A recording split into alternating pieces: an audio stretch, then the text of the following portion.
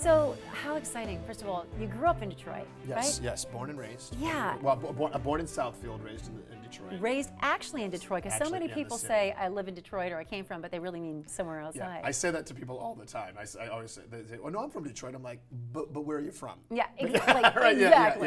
yeah. But you're allowed. I think if you're outside of Michigan, you're allowed to claim it.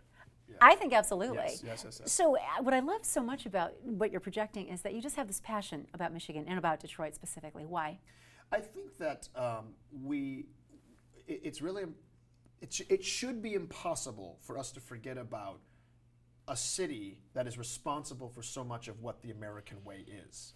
You know, and I don't think, you know, there are bad things and good things about consumerism, but one of the good things is that we had a middle class in Detroit. We invented the shopping mall. I mean, a lot of the American dream was taking place in our city, and we have such a wealth of history about not only our city but our state, and it's being forgotten. And all people talk about all the time is only, which is just news in general, is just anything bad that happens in the area that I grew up.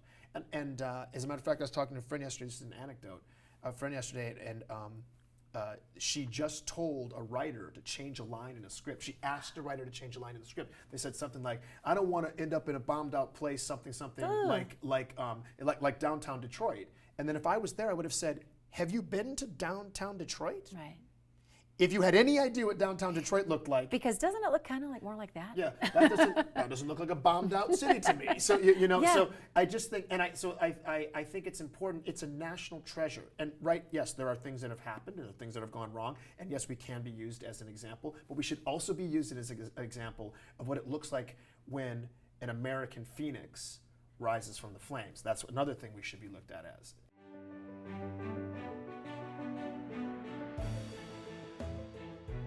So there are so many people out there who don't know what Detroit is, never been there. They've never been to Michigan. When you think of what you would like them to know about the city, what is it? Well, now, especially nowadays, and like within the last 8 to 9 years, I'd like people to know what an art center it's become, and the fact that there's now is the time, especially living out here in Los Angeles. I find it very hard to not bump into people who go, I'm thinking about buying some stuff in Detroit. I'm thinking about buying a building in Detroit. And my wife and I have talked about, let's buy a building in Detroit and let's buy a warehouse, and then we'll let artists can live there. And so it's that kind of stuff that I think is finding its way into the city more and more and more. But also, I think that people, I was home recently with my mom, and I saw a tour bus, like a tour van, going through Indian Village, and I thought, this is amazing that somebody would. This is a great idea. People would say, this is what happened here, and this is why that happened here, and this was invented here.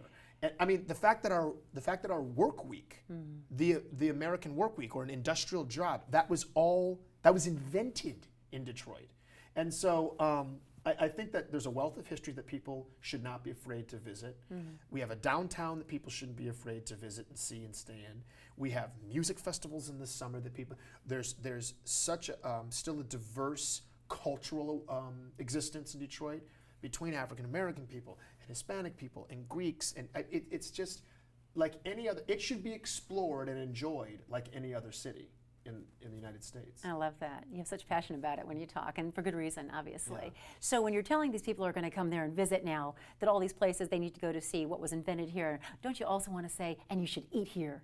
And eat there. Oh yeah, definitely. Yeah. Tell us well, where. I think I try to explain to people all the time about how part of the identity of the neighborhood you're from is the Coney Island that's in the neighborhood that you're from, and that you're not going to have anything really in my life. I've never had anything more delicious than a Coney dog. People go, well, you've never had filet mignon? I've had a lot of filet mignon.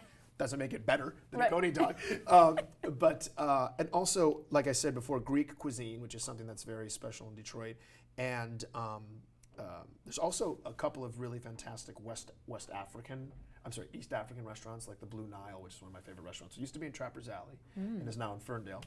And but yeah, it's a very eating city, like most of the Midwest. You know, Chicago's an eating city, and Detroit's an eating city. Wherever it gets cold, sometimes you got to get meat on your bones for the harsh winter.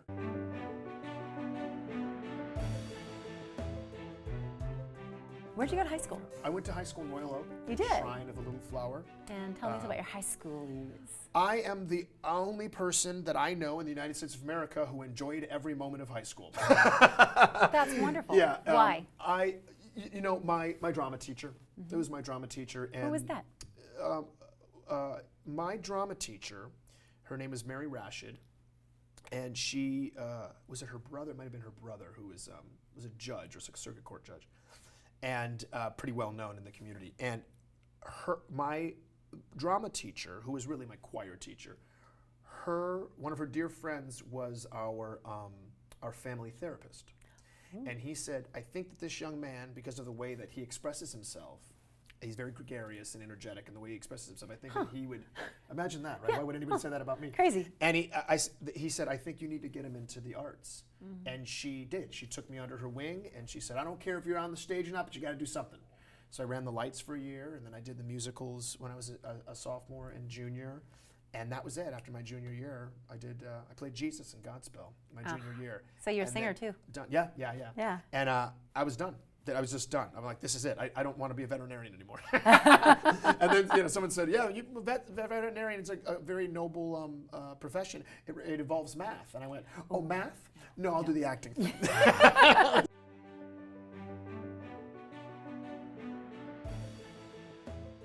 Keegan, you just touched on a recurring theme with every single performer that we talk to who comes from Michigan. Work ethic, work ethic. Chad Smith was here earlier and was talking to us and said, there are no shortcuts. We learned this. There are no shortcuts. You've got to do the work. And that's something, you could be talented, you could be charismatic, and none of that matters if you don't do the work. Yeah, exactly. Tell me about growing up in Michigan, growing up in Detroit, having all the experiences you did, how that affects your current day life and the decisions you make, your career, everything. Gosh, how does growing up there affect my life here? I think, gosh, so much of the motivation about why I do what I do here is to help my home.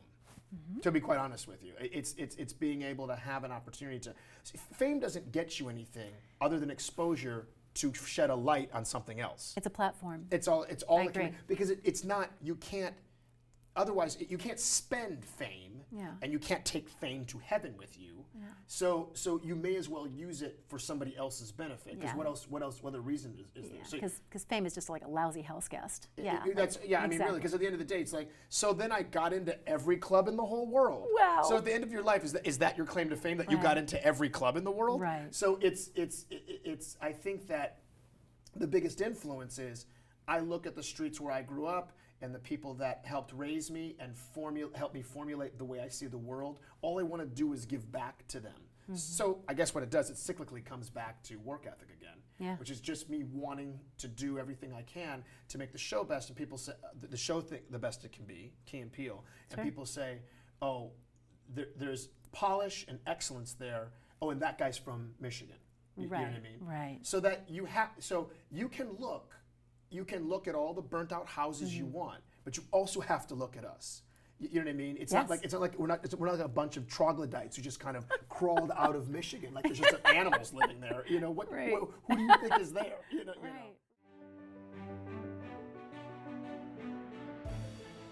So I know for me, growing up in Michigan, every summer we went to a place called Camp Dearborn. Camp Dearborn. Do you know Camp Dearborn? I've been there, And I was recreation director there for a long time, and I would work with the kids there. But for me, that's a real special place. When I think of Michigan and I go back, like I'm bringing someone special back to Michigan in a couple weeks, we're going to go there. I have to let him see where I spent my summers because it means so much to me. Yeah. So because of that, I'm always thinking of what are the other places? What means something to you?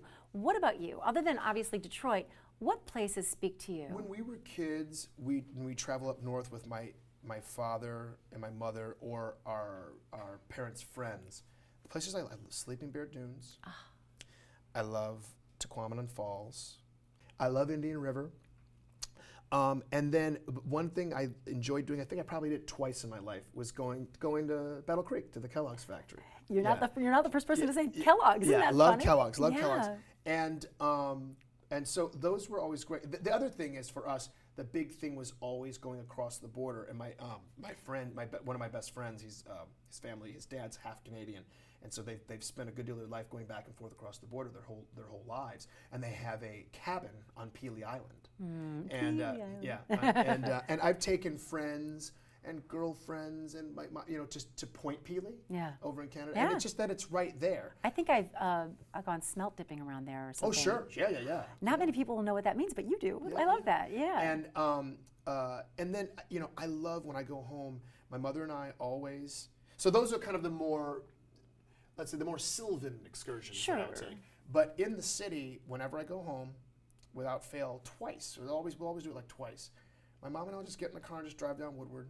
Just drive all the way to Campus Martius and then go to the water, and then we get out and then we walk a little bit. My mom got a little brick for me and my brother on the river walk, so she's like, "Here, the brick's over here," So, but my mom is, by the way, not the Wicked Witch of the West. I don't know why. There's a brick over here. Why would I? My mother doesn't talk like that. So I just like kind of going. Like I don't like taking the freeway. I used to all the time when I was younger. Yeah. I like to drive through our neighborhoods and go to the west. That's what I like to do. I just love home so much. And it's funny because I am a Detroiter, but I am a Michigander too. I think like that's Larry. Larry Joe's very much like that. He's a Michigander.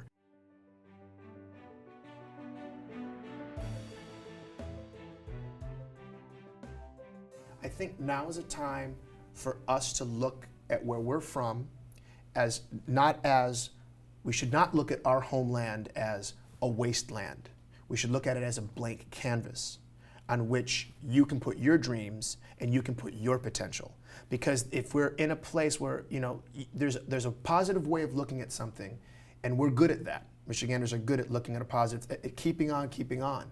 So the thing is, look at a positive thing and say, since we can hit the reset button, let me be part of how we reset this state, and let me be part of how we reset this city. And I think if you continue to look at that, always think, what's going to be my brushstroke on this blank canvas?